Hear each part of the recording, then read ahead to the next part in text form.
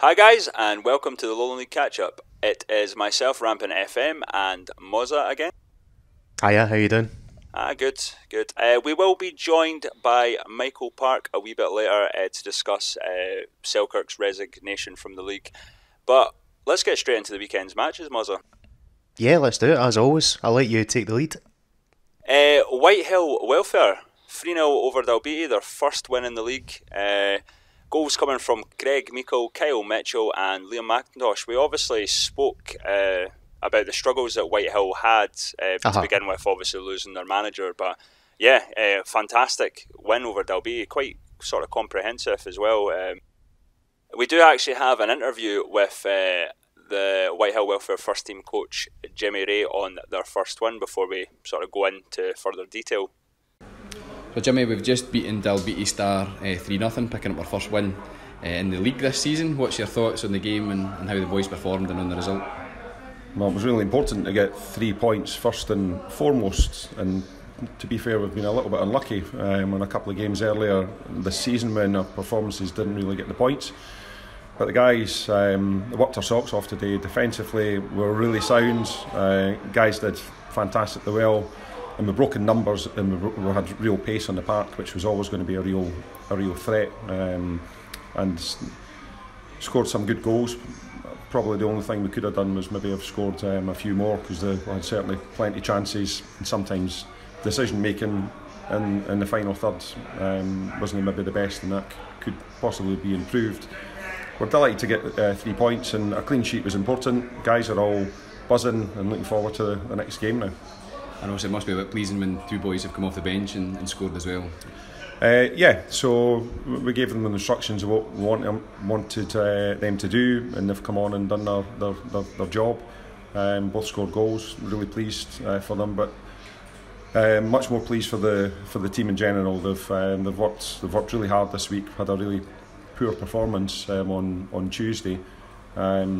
And as we say to the players all the time, it's about how you react to negative performances, and they reacted in the right way.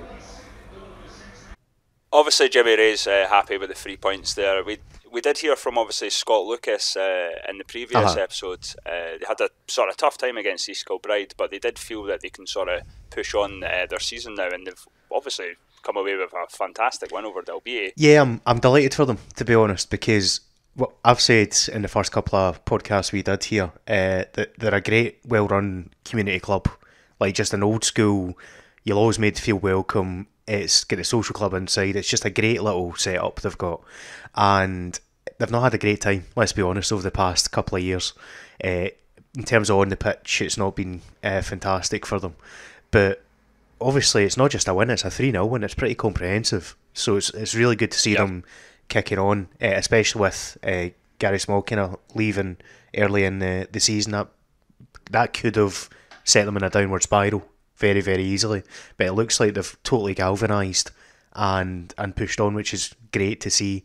And Kyle Mitchell getting back in the score sheet, he's a very capable striker at this level as well. I know you mentioned Greg Meikle and Liam McIntosh get a couple of goals as well, but Kyle Mitchell's the one that I'd keep an eye on. I'd expect him to maybe grab 1 or 2 more as the weeks come in now. I mean, the flip side of it is Dalbeattie, after a decent start, maybe beginning to struggle a little bit. I don't know what your thoughts are on that side of things. Yeah, certainly. It's interesting. Obviously, I've mentioned in the past about they've came to Spartans in civil service, and now they've came to Rosewell and got defeated. They're certainly not liking that sort of Edinburgh Midlothian area. I don't know too much how it affects a team from the Borders coming up to these sort of places. I mean, if you're the likes of Spartans going to Whitehill, it's not exactly a massive travel, but would you think it's kind of harder on the Border teams in the league? Yeah, definitely. Well, you'll know yourself, like if you've ever kind of played football, say in a Scottish Cup game, even at youth level, when you get in a bus and you get a kind of couple hour, 3 hour journey, it's not the same. You know, like you get off, you're a wee bit lethargic, a wee bit tired, especially when we're talking about part-time guys here that do this for the love of the game. So you're at a slight disadvantage already, and then when you go a goal down, it's going to be a lot tougher to kind of will your way back into the game. Yeah, I think you're right. I think that's exactly what we're sort of seeing with Dalbeattie. Obviously, there's other border teams as well. It's an interesting one to sort of take everything into account, if that does have maybe a different effect from the likes of sort of Kelty Hearts, if you will, who are kind of close to pretty much everyone. Other than the border team. And for the likes of Dalbeattie, it's not exactly an easy journey to most teams, with the exception of the likes of Gala and so on. But it'll be interesting to see if they can get back onto the kind of points tally as the next couple of weeks come in. Going into the second game, mate, you spoke about this last week about East Kilbride. They have dropped their first points in the league against a university team, Edinburgh Uni, with a really decent 1-1 draw against Kilby, the league leaders, obviously. Ross McNeil, our very man, put them up within 11 minutes, and Abdul Yusuf with from what I heard, a cheeky lob just before half time, but it looked like Edinburgh did manage to hold on for the draw. Well, this story's growing arms and legs about wee Abdul, I think, because initially I'd heard it was basically Craig Reid had the ball in defence for East Kilbride, lost possession to Yusuf, and he's managed to lob it right in, but it started off being 25 yards, and I think it's now 40 or 50 yards it went in from what I've seen in social media. But our pal from the Lowland League website, Alistair, was at the game, Alistair Wollaston, and he remarked that Abdul Yusuf is now his favourite Lowland League player because it was a almost Berbatov-esque no celebration, just I did that, let's get on with it, which sounds pretty glorious, especially when you're scoring against the league leaders and what many people think will be the runaway champions. But yeah, it just shows they're not infallible, and the same as last year, a university side again has managed to take points off them, so it'll give hope to all the other teams in the chasing pack who maybe have already dropped a few points here and there, and especially for Dorian and Edinburgh Uni. I say it every single year, the job he does, given that he's got to get a brand new group of guys in, he always loses top players every year to either kind of competitive clubs or SPFL or just leaving the uni full stop. He has done a brilliant job there the last few years, moulding squads, getting them competitive, and well, they're pretty comfortably Lowland League stalwarts at this point. Yep, and just on that note, obviously in midweek they got a fantastic draw at Kelty, 2-2 yeah, as well. Absolutely. And East Kilbride obviously getting past Stirling Uni, so I would have actually thought they would have went to Edinburgh with not with a sort of chip on their shoulder about uni teams, but Edinburgh Uni, a fantastic result. We've not really had lots to say about them, but that's certainly an eye-opener, the two draws with Kelty and East Kilbride. We're just probably going to hope that they can sort of push on and maybe get a few wins. Yeah, definitely. And it'll be interesting to see, everyone kind of keeps a wee eye out on the battle of the unis as the seasons go by, and it tends to be Stirling that get the upper hand in recent years, certainly. So with the way that this week's gone, I wouldn't put it past Edinburgh Uni to potentially push ahead of them this season. Yeah, it'll certainly be interesting to see what happens. So the dream is over, Mozza. I think you know what I'm referring to. It's all over down here at Netherdale. It's not such good news, I'm afraid. It's finished Gala Fairydean Rovers 0, Civil Service Strollers 2. Gala, well, they couldn't make it 3 wins in a row as they went down against a clinical and you could say well organised Civil team. The chances, well, they were few and far between in the first half, but Jordan Hopkinson's first minute free kick from about 25 yards out, it took a deflection off the wall and nestled into the bottom corner of the net. Civil are not the type of team you want to go behind against, as Gary Jardine has them well drilled in pressing high and defending as though their lives depend on it. Gala did manage a few half chances approaching the interval, but the visitors continued to look dangerous on the break. And it was a similar story after half time as Hopkinson scuffed Stephen Froud's flick on a foot wide. The introduction of Sandy Cunningham gave Gala the spark they were needing, and the former Stenhousemuir player went close with an angled effort in 63 minutes. Just 2 minutes later, Josh Morris' effort deflected kindly into the arms of Kyle Rankin, and for a while it looked as though Gala would get back on level terms, but at the other end Gregor Amos was forced to make a great block to deny Froud, and on 18 minutes Civil wrapped up the points. It was Froud who ran on to Alufaye's flick on to score into the bottom corner. Gala, to their credit, didn't give up. They did force some late corners, but Civil Service, they stood strong. I've got the Gala manager with me now, Dean Shanks. Dean, disappointing afternoon, I'd say, all round. I was really disappointed, Davey. Civil are a well organised team, they work hard, and alright, it's a free kick after 1 minute, we're chasing the game. They've not lost a lot of goals this season, and that's because guys got them well organised and they all work for each other. So, no complaints. We've done well over the last 2 games, but this league, you've got to be at every game. Not just, you're not going to turn up and win any games here in this league, so I'm very disappointed. I could imagine frustration on your part as well. You had a lot of possession. It was just finding the sort of final ball in the last third of the park. It just seemed to be missing today. Aye, that's it. I mean, we had a lot of possession and we go into, but we've got to be braver. I mean, folk can say, you can be brave on the ball and win your tackles and match your men's run, but go and be brave and try it. When you're in that final third, go and express yourself. So, no complaints today. We got exactly what we deserved, and there was a few choice words said in the change room there as well, so they know exactly what the expectation is there. Yeah, understandably so as well. Next week it was supposed to be Selkirk. Understandably, it's a free week for you now, so it gives you a wee bit of time to regroup, get a couple of players back as well ahead. I think it's a cup tie before the Scottish. Aye, that's right. We'll probably squeeze a friendly in before then, and then obviously we'll go and play Musselburgh, and then we'll go and see who we have in the Scottish following from that. But we need to do better. Simple as that, do we? Yeah. Gala, who were on a 2-game winning streak. I think I might have said that they were on fire. They played another team that are pretty decent. 5 wins on the bounce, including this one. Civil Service away down to Gala, 1-2-0. It's Jordan Hopkinson with a free kick in the first minute. Funny enough, the first minute of the game, and Stephen Froud, who we've mentioned before. Civil, absolutely fantastic. I mean, Gary Jordan, obviously with his league experience, we've obviously talked about that in depth before as well, but looking like they could really be contenders in my opinion, depending on other results and whatnot, but certainly they're looking good. But we always say there's a surprise package, and they're certainly looking like it this year, aren't they? And the additions, we actually called it out very early on, the additions they've made are very good for this level. The likes of Guthrie coming in, obviously Stephen Froud as well. But that's not an easy place to go, to be fair, Gala. Like we talked about journeys earlier on, it's not exactly a short journey for Civil Service to go down the road there. And it coming off a good couple of wins as well. But yeah, 5 games on the spin, and it'll be interesting to see, looking forward in the fixtures, when Strollers play the likes of East Kilbride and so on, if that momentum keeps them going.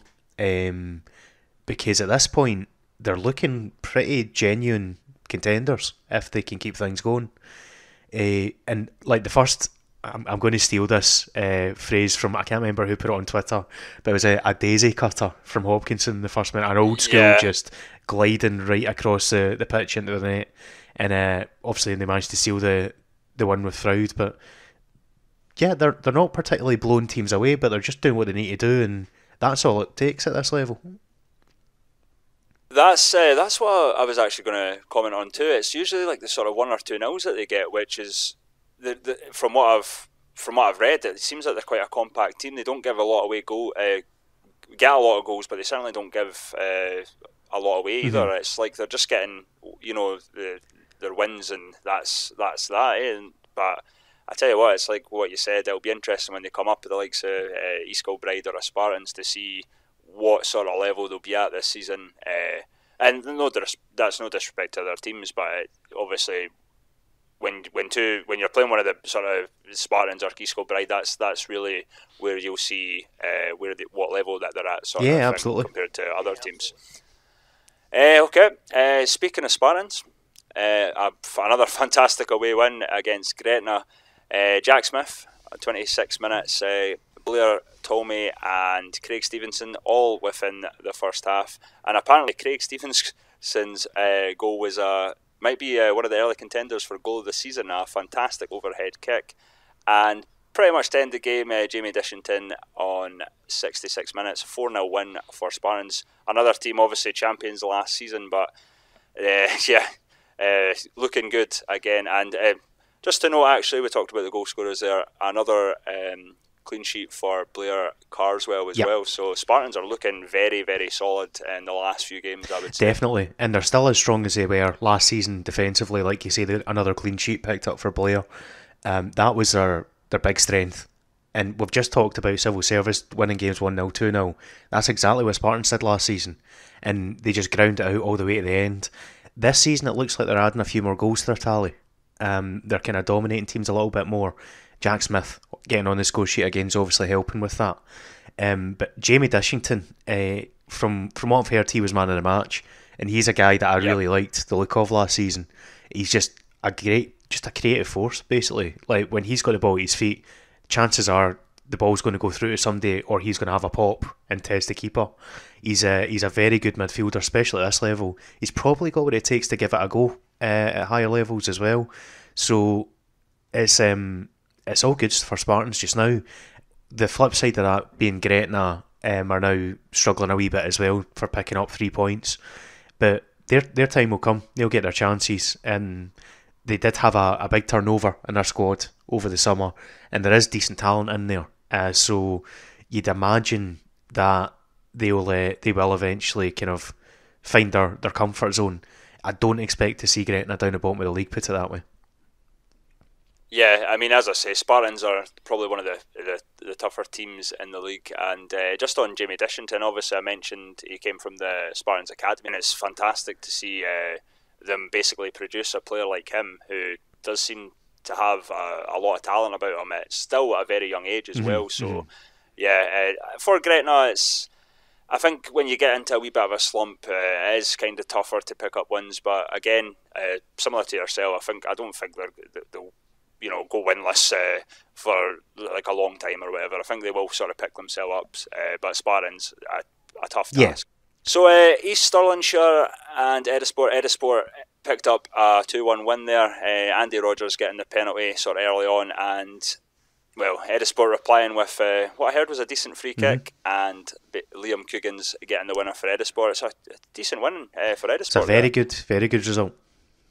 They've been on the verge the last few games, I think, sort of picking up the wins and whatnot. They're always sort of close from what I've seen when they're playing teams. It's always maybe one goal in it or a draw. But yeah, they certainly seem like they're a tricky team to play, really. Let's put it that way. Yeah, I mean, like they raise a few eyebrows getting the draw away at BSC, like that we talked about previously. And like you say, they've picked out a couple of interesting results, but beating Shire at the Falkirk Stadium's a sign of intent from Edusport this season.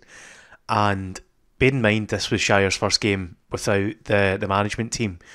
So basically, John Sludden had left after the Vale of Leithen game in midweek with Martin Mooney.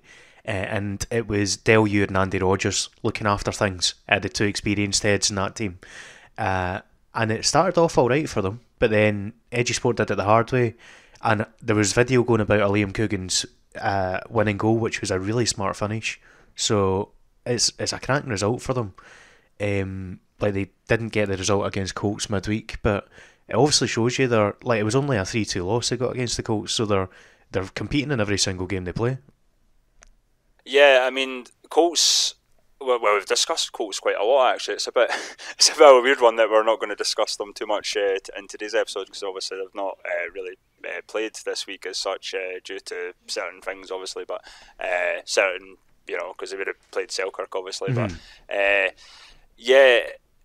it's as I said. I mean, it looks like they are quite sort of committed to the cause, certainly, and I don't know if that's maybe just a mentality that they've got due to how the sort of teams, how the club's sort of structured. They seem to be like very, very all or nothing sort of thing, Yeah, I mean, Chris has obviously had a slight change of mentality over the summer, because like his master plan is to get them up the leagues ultimately, and they've done this kind of fan ownership scheme because of that. But you'll notice in their squad now, it's not like exclusively the French kids with a couple of experienced Scottish heads. The likes of Liam Coogan's been added. They've started bringing in proven like UK based Lowland League talent that's now supplemented by the French kids coming in the academy. And it's not just French, obviously you get Swiss and Belgian and so on, but it seems to be working well for them. They're getting the results out of it. Yeah, it's good. Just to sort of add on Shire, they've obviously had a bit of a slow start to the season. Yep. I think they did last season as well. Yeah. Do you think that'll sort of cost them if they're wanting to get maybe top 4? Probably not for top 4. They'll still have a good shot at getting that. But last season, they went on an unbelievable run from halfway through all the way to the end. They were beating everyone in sight, and it wasn't enough to catch up. So if you're talking about winning the league, that might well be beyond them if you look at the start they've had.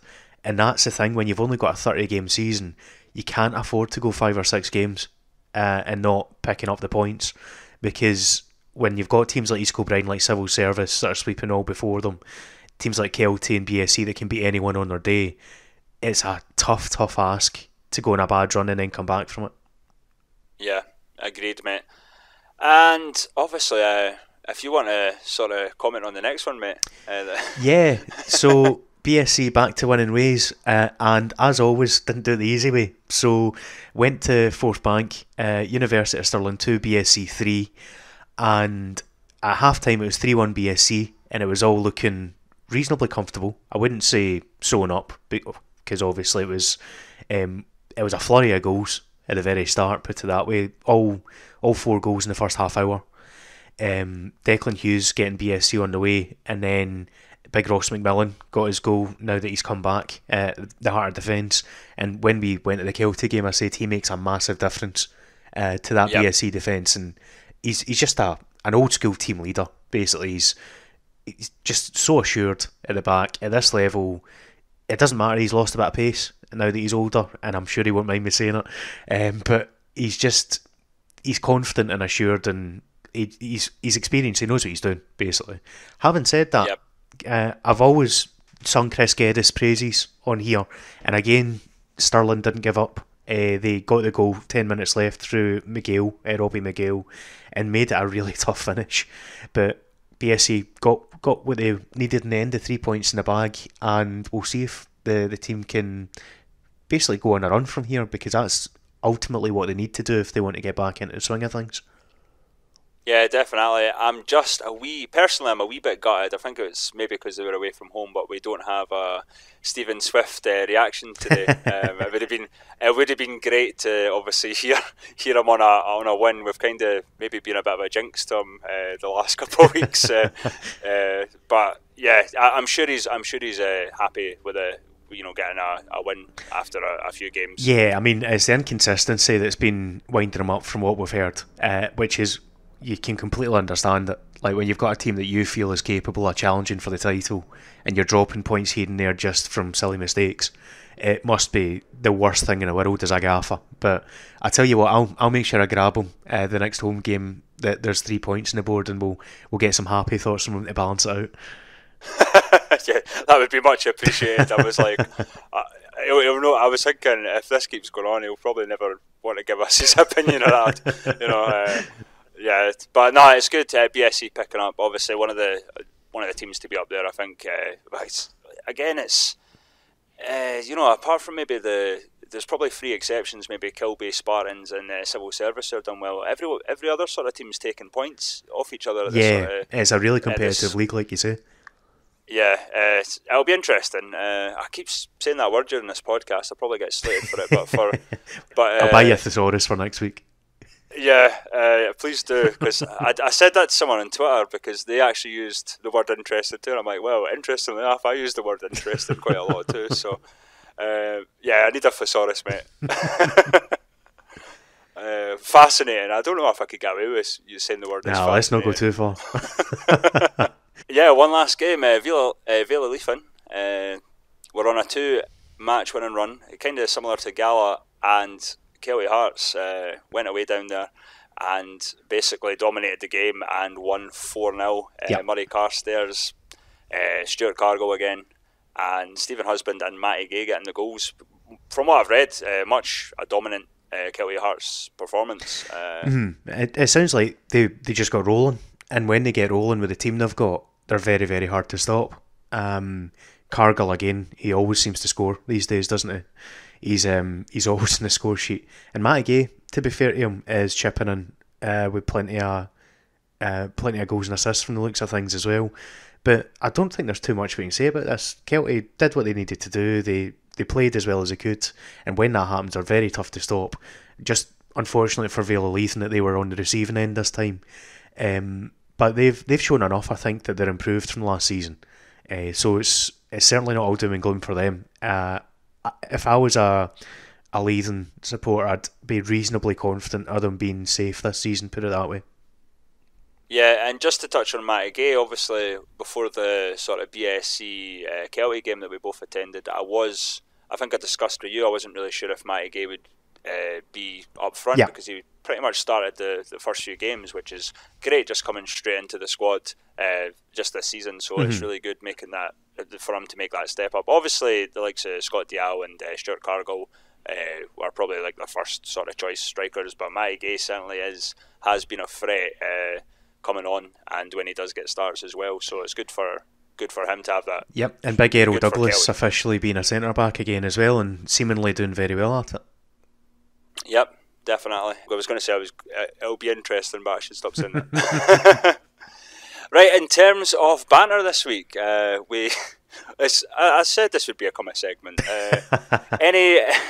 Any thoughts on banter that you've noticed around the league this week in terms of Twitter or anything else? Well, the league's self-proclaimed king of the banter, Sean Winter's been up to his old tricks, I've noticed on Twitter this week, and you probably saw me having a bit of fun with him, where he's obviously a big Celtic man, so he has made us a promise that I'll let you guys go and find his Twitter and find out what he's saying, but if something happens, we're assured that 5 or 6 of the Kilby guys will be singing a song for us, and it involves Yaya Toure, so I'll leave that up to the imagination. But on that point, actually, we should pass our congratulations to Barry Russell on the birthday's kid as well. I think he might actually miss the game the weekend because of it. But I put the picture up and it looks like the wee and mum are doing well. So big congrats to him. Definitely, mate. Yep. Other than that, is there anything that's caught your eye, mate? Well, I think the Geosonic Lowland League has actually joined the caption competition sort of phase, I guess, on Twitter. I noticed Spartans had an interesting one with a dog's with I'm assuming a Gretna fan with a scarf and whatnot. It was kind of sort of get your coat patter, but I can't really say too much because I was kind of similar with the Colts. I don't know if you saw the tweet, but obviously, unfortunately, I did. Yeah, it was kind of like another sort of caption competition where I think it was just their team. I think, and basically, obviously, we know about Fraser team playing from the Colts. So brace yourself, folks. Something along the lines of like not quite Fraser team, but a team nonetheless, is what I said. So. Oh, tumbleweed.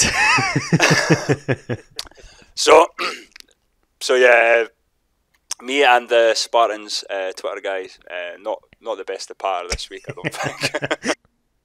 So getting into this week's fixtures, mate, we will start with Wednesday's game, Blackburn United versus the University of Stirling in the Football Nation Qualifying Cup. Any thoughts on that one? Yeah, it'll be interesting to see how Blackburn United shape up in that one. They're a club that are doing everything right off the pitch just now.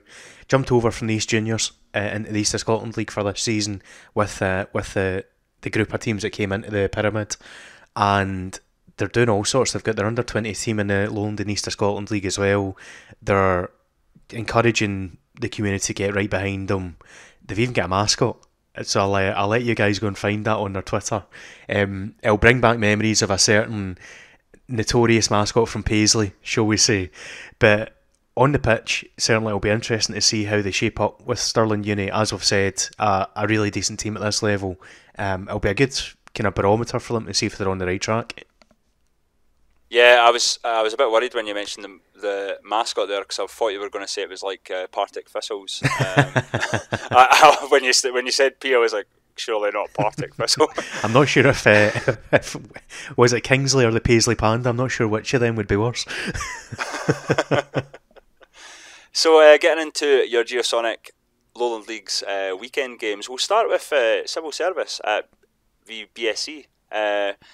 Yeah, BSC obviously winning their first game at the weekend for a wee while, and Civil Service obviously doing fantastic in the league so far. So yeah, a home game against BSC. I think this could be probably a test for them in terms of BSC coming over to Edinburgh to play them. I think in terms of the league games, this is the most interesting one this week, although it's run close, and we'll get into the other one shortly, just purely because what we said earlier on about the Strollers, we've been waiting for them to get a big kind of test at this point with their run, and I think BSC will give them that. Like, BSC's get a squad that's more than capable of challenging at the top of this league, so if Strollers come through that with 3 points, we know they're for real, absolutely. Because, well, we've already said Swifty is now at the point where he needs to keep the 3 points coming in because a point's already dropped. So it's a big game. Agreed. Sort of two teams struggling for our next fixture at the moment, in fairness. Dalbeattie Star home game against Gretna. Both teams really need a win, in all honesty. It'll be interesting to see how I guess both teams do in this one, because, as I say, they both of them would love a win here. It's a old-fashioned sort of 6-pointer, early season 6-pointer for them, I would say. Yeah, it's exactly what I was going to call it there, the old 6-pointer. For two teams in the Borders that really want to stay in the league, and if one of them gets the win there, you'll get bragging rights to add in as well. We mentioned it earlier, or certainly you mentioned it earlier, the battle of the unis, Edinburgh Uni versus University of Stirling. So, yeah, it's a hard one to call. Both teams obviously doing fairly well. As I always kind of similar to yourself, I always think of maybe University of Stirling maybe being a touch better than Edinburgh, but certainly Edinburgh, the last couple of results have shown that they're not going to be an easy team to play. Especially at home. Yeah, definitely. And when I said earlier on that the Strollers game looks the most interesting, this is why I was a wee bit hesitant after I said it, because all of these games have got interest in different ways, as we'll see with the rest of them. But with the Battle of the Unis, I quite fancy Edinburgh to do something there. So we'll see what happens. Yep. Edusport versus Vale of Leithen. Yeah, I mean, Edusport, as I said, they seem to be one of these teams that they don't go away very easily. And Vale of Leithen, obviously coming off their defeat against Kelty, they'll be sort of hoping to maybe get a better result this time round. But yeah, it's again another one. It's a difficult one to call because none of the teams have been as really consistent as I would like. But I would probably fancy Edusport to perhaps get the win there, given that it's always been sort of close in the last few games. But it'll be good. It'll be a good game, I think. It's a chance for Edusport to show what they're about. To kind of keep it nice and simple, is it? Like, if they want to show that they are now a top half team pushing on in this Geosonic Lowland League, there's your chance. Go and get a result against Vale of Leithen, maybe we get 2 or 3 goals, and then people sit up and take notice. But at the same time, Vale of Leithen can prove that they're much improved this season, and if they get something out of that game, they'll be very, very happy with it, no doubt. Yep. Kelty Hearts versus East Stirlingshire. I'm actually going to the game. It'll be the first time I've went to New Central Park since the start of the season. It's going to be interesting. I mean, I think I would probably expect a Kelty win, given East Stirlingshire's sort of difficulties in the last sort of few games, if you will. But as we've mentioned in the last sort of 2-3 episodes, they can surprise any team coming in, probably a bit more later into games, if you will. It'll be interesting. That's why I'm heading over. I think it'll be a good game. It really depends on what sort of East Stirlingshire sort of turn up. Yeah. In all fairness, really, and it's similar to Kelty Hearts because, I think, coming from the east of Scotland, I don't know. I think you would probably be the same, Mozza, but you sometimes forget that they've just came up because they're at that sort of level of a decent Lowland League team already, and you expect them to go out and get wins, but it's not always the case, as we've sort of seen and sort of during the season already. So yeah, it's going to be a cracking game, hopefully. and I'll see it in person, which is always great. So yeah, it'll be good to see what a week can do for Del Ure and Andy Rodgers, kind of getting the troops prepared, because they had to step in at very short notice against Edusport there, and we'll see if they can bounce back. But one thing they won't lack, especially Derek Ure there, is passion and kind of drive to go and get a result. So I think you've chosen a cracking game to go and see. It should be an enjoyable one, no matter what the result. Yeah, definitely. Spartans versus Whitehill Welfare. I think it's going to be difficult for Whitehill Welfare. They're coming off their first win. Yeah. But I tell you what, the first win can give a team confidence. But Spartans, we've talked about how good they are, the champions last season. I think it will be difficult for Whitehill. It really depends on how the teams really sort of react to different things, I guess. Spartans are good over. I mean, I've went down to Ainsley Park and seen them this season, and they're absolutely fantastic all the way out throughout the team. I've seen Whitehill obviously this season as well. It's hard to predict, obviously, given that Whitehill have had their first win and a comfortable win over Dalbeattie. So they might go into that game with confidence, maybe trying to get a result against Spartans. Oh, they'll definitely be confident, absolutely. Although it's one of the very few games this weekend coming that I'd be confident in saying that I fancy Spartans to win. Yeah. Just because they're so hard to beat at home. Like, you can maybe steal a point off them, but like when they're playing at Ainsley Park, they're so comfortable and they're so tough to get anything off of. It's kind of the derby that's not the derby when you look at where the teams come from. But I'd expect a kind of hard fought game with Spartans to get 3 points. Yep. So an absolute cracker of a match. Not in the Lowland League, unfortunately, but in the Irn-Bru Cup, East Kilbride versus Edinburgh City, who are doing fantastic in League Two. Yeah. They're up there for me. I think you too as well. So that's going to be a real sort of test for East Kilbride to see what sort of level they're at compared to Edinburgh City, really. Yeah. Well, that's exactly what I was going to say there, mate. We had this chat before the season about how I quite fancied Edinburgh City to do well this year, and they're the example for any team in this league, this Lowland League, that want to go up and then establish themselves as an SPFL team. They've done it, and they did it the hard way. Like they didn't have a massive budget. They just got a group of guys that had talent, a really decent manager in Gary Jordan, who's obviously proven himself again right now, and they got up. They managed to survive by the skin of their teeth a couple of seasons in a row, 8th, 9th in the table, and now is the year they're really challenging to get further up the table, like up to League One potentially. I do fancy them to get a playoff spot in that league this season. But East Kilbride, with the squad they've got, will fancy their chances. I actually think they've got a squad that potentially could compete at League 2 level, given the chance.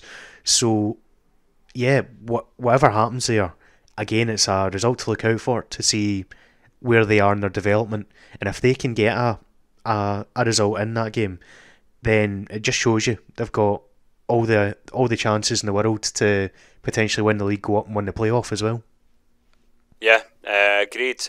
Unfortunately for our friends at Gala and Cumbernauld, they're not in action this week, but we will obviously keep you up to date with their future fixtures. It just so happens they're not in action. Obviously, Colts were obviously going to be playing Kilby, but obviously they've got the Irn-Bru Cup, and Gala would have obviously been playing Selkirk. So, yeah, a bit of a break for the lads. I don't know if they'll appreciate it or not. Maybe extra time on the training park. I'm not 100% sure. I was going to say, it might not be a break. They might still be on that training pitch. Another action-packed week of Lowland League football, mate, and obviously another action-packed week coming up. It's going really well in terms of even the catch-up thing. It's going fantastically, but the Lowland League is shaping up to be a fantastic competition this season, really, for Scottish football. Yeah, it's everything we expected at the start of the season, isn't it? Like, we promised you interesting matchups every week. Like a surprise package always seems to come through.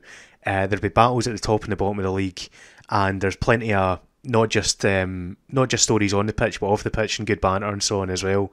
And we've certainly not been let down on any of those counts thus far. So yeah, like, more of the same, please. Keep it going, guys. And it gives us plenty to talk about every week. So thanks again for everyone for listening to us at this point, and keep the comments coming and the feedback as well. But at this point, it's just about time for us to throw it over to our chat with Michael, isn't it? Yep. Let's do it. Right, so unfortunately, slight change of plans. Michael's not been able to join us, unfortunately. We are now talking to you on Tuesday, day before that this catch-up comes out. And the reason we have this little extra bit in, and Rampant's still here, just in case you're wondering, is the board have now met in the wake of Selkirk's resignation from the league. And we've got the statement here, and then we can get into it. So, following discussions between board members at the meeting, it was agreed that all fixtures played by and to be played by Selkirk in 2018-19 will be expunged from the record, along with any other data involving Selkirk in this season, and the Lowland League will move forward this year with 15 clubs. So, in terms of relegation from the league, in line with the rules, basically the rule states that relegation will apply to the bottom club in the Scottish Lowland Football League. We can confirm that the team that finishes 15th in this season's competition will be relegated from the Geosonic Lowland League, and the league itself will return to 16 clubs for next season as per the current rules. So what do you make of that then, Rampant? I think it's sad for Scottish football, obviously. Selkirk, 1880 I think it was that they were founded. Probably one of the oldest teams in Scottish football. It's very unfortunate, but we have to obviously mention the likes of Craig Malcolm at East Kilbride. He'll be bitterly disappointed to lose that perfect hat-trick he scored against Selkirk through no fault of East Kilbride or Gretna and civil service. I mean, they've lost out on results. This is obviously just personal opinion, but it's quite sad in terms of they've went out in good intentions, went and got the results against Selkirk, and just from a fan point of view, you've went down there, paid your money to see the game, and it's really pointless now. It's really just it's kind of like scrapped from your memory. You know what I mean? Yeah, definitely. Sorry. I don't know if you had a chance to listen to George Fraser on Rocksport Radio last week when he was talking about the situation. Yes, yeah. And for anyone listening, I'd encourage you to go back and listen to their Wednesday night football show from last week when George was on it at the end. It's not an ideal situation for anyone. It's one of these things it's not a good news story for Scottish football as a whole, because Selkirk, like you say, are a massive historical club in the grand scheme of things, and the way it's finished up for them is really sad, especially for the people in the local area. But I think ultimately they've done what they had to do in terms of just wiping the slate clean in terms of the results, because it would have been really tough to try and find another suitable alternative, I think. And the other thing is the fact that another team will get relegated still, as per the rules it says there. That was the thing that was a wee bit muddy, I think, before now. So it's really good that we've got clarity quickly on that side of things as well for the rest of the teams remaining in the league. Yeah, I mean, I totally agree with you. I don't think there is ever going to be a completely fair way to basically sort this out for the teams that happened to have played Selkirk and the ones that hadn't, basically. So I think they've done the right thing. I don't know how inventive they could have been with it. I don't know if there's set rules that had to be done that way, but certainly there was never going to be a fair solution with this, with having played 3 games, and I don't think there's ever been a sort of precedent that I can remember in Scottish football that a team's basically resigned from a league during the season as such, So it's very difficult for the board, but they obviously ultimately, I think they have made the correct decision. Unfortunate for the likes of Gretna, Civil Service and East Kilbride. But Gretna's an interesting one because that puts them 14th in the league, and that'll be an interesting one to sort of look out for. But I mean, they've got a whole season ahead. I mean, we're 6-7 games into the season. A lot of things can change. This it's going to be more competitive because now we know the 15th team will get relegated. It still keeps the league competitive. It's just unfortunate this had to happen, and I don't think anyone, I don't think anyone wanted to see this happen to Selkirk, but it has happened, and they've sort of dealt with it. The Lowland League Board have had to deal with it accordingly, as well as the other teams having to sort of get to the decision as well. So it's absolutely. It's sad, but we have to move forward really. And the other side of things is now for teams in the South of Scotland and East of Scotland League, it certainly piques their interest a little bit, especially if their club's licensed, because there's now 2 spots there for the league next year minimum. Obviously with promotion relegation it could be a maximum of 3, depending on what happens. So if it's a Lowland team that gets relegated from League 2 in the playoff and a Highland League beats them, a Highland League team beats them, you just basically have 3 new teams in the league that way, relegation wise. So it certainly livens things up in the leagues below, especially with all these new teams in the East of Scotland. The likes of Bonnyrigg and Linlithgow, I'll feel pretty interested, I'd imagine. Definitely. I mean, it's only going to... I mean, the Lowland League's only like 5 years old. So there is a lot of sort of room to see how it sort of grows from here as well. Obviously, this has just been an unfortunate situation. But again, I like what you said. The teams East of Scotland, for example, will be looking to see what they can do to sort of go up the table, if you will, and it's definitely interesting. The whole of Scottish football from the Lowland League down is definitely going to be interesting this season to see what happens, especially at the end of the season. Yeah, definitely. And albeit we're finishing here on a slightly down note, because it is a shame for everyone involved in terms of the club and the local area, there is something else that we're going to mention to round this to a close, which is very much a positive thing, and that's ex-Uni of Stirling manager Shelley Kerr has just gone and led the Scottish women's team to our first World Cup, not in a long time, first World Cup ever, so massive congratulations to her. Absolute brilliant news, mate. I think everyone was overjoyed to see it. It's really good to see. I just wish the men's team could take note, and I don't know, it's just been... It's one of these things where I'm not really... I wouldn't say I'm really into to women's football, as it were. I know Football Nomad is, and he's kind of encouraged me to sort of go along and see it, and it's certainly a thing now that we've qualified to the World Cup. It opens eyes to people that maybe have not really gave it much notice, but now that we've qualified for a World Cup, I think it's really great news, and it'll put more eyes on the Scottish women's football, definitely. Definitely, and like you say, it's time for the men to kick on and make up for it, so to speak. Because it's the women leading the way right now, so let's hope we can do that. But we got anything else to throw in, or is that us done for today, do you think? I think you're forgetting the main point of this podcast. Your plugs, mate. Well, it'd be rude not to then in that case.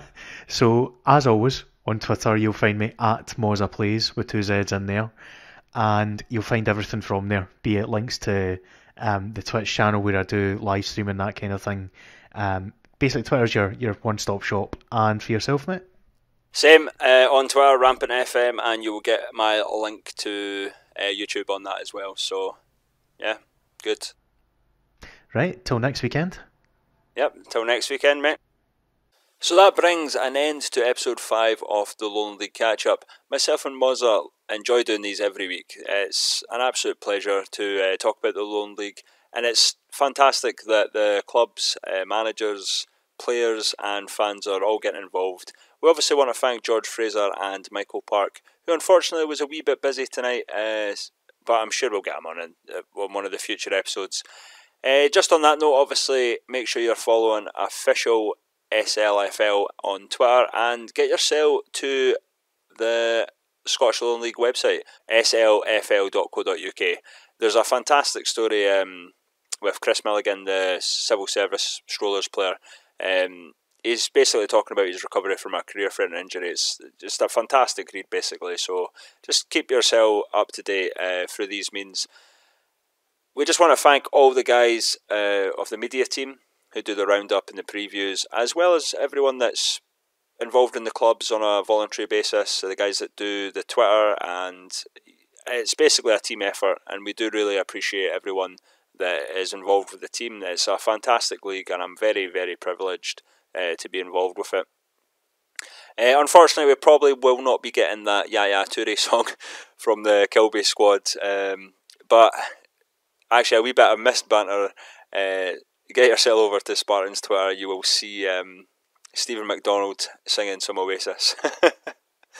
Yeah, we try and keep it light-hearted, we try and keep it positive as possible. Obviously, Selkirk this week, it's quite sad to see, but we go forward, we move forward, and we hope that we can continue entertaining you, and hopefully you're enjoying listening. And just an update from tonight's game, Celtic Hearts beat Edinburgh United 8-0 in the Football Nations Qualifying Cup, so they're easily through to the next round. And a special mention to Stuart Cargill, who got his 150th and 151st goal for Celtic, and Matty Gay on his hat-trick as well. Another thing, it was obviously good to see that Celtic streamed the first half of the game on YouTube. It was fantastic to see that sort of thing, as we were mentioning media teams and whatnot. As I said, until next time.